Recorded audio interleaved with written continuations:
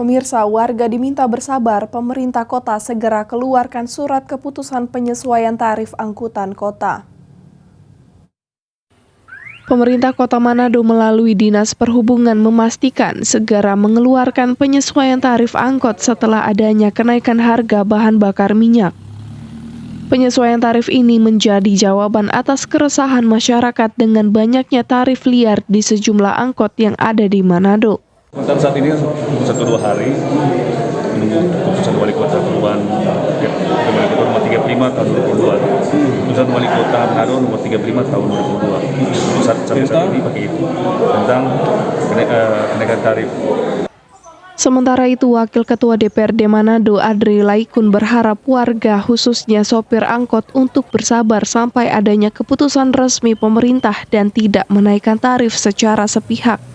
Dengan kenaikan BBM secara menyeluruh di Indonesia ini memang punya banyak pengaruh dalam kehidupan masyarakat. Dan ini selama beberapa hari ini saya banyak mendengar aspirasi dari masyarakat bahwa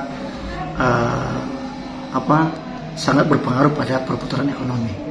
Dan lebih khusus lagi para supir yang banyak mengeluh karena tarif angkut belum dinaikkan.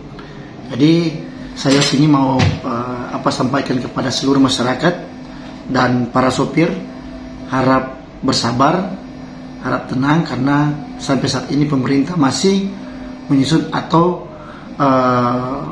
membuat SK untuk kenaikan biaya tarif kendaraan umum. Diketahui tarif yang masih berlaku saat ini untuk angkutan kota di Manado Rp5.000 bagi penumpang umum dan Rp3.500 untuk anak sekolah. Hizkia Warankiran melaporkan untuk Kawanua TV. Berbagai informasi akan kami hadirkan usai jeda, tetaplah bersama kami.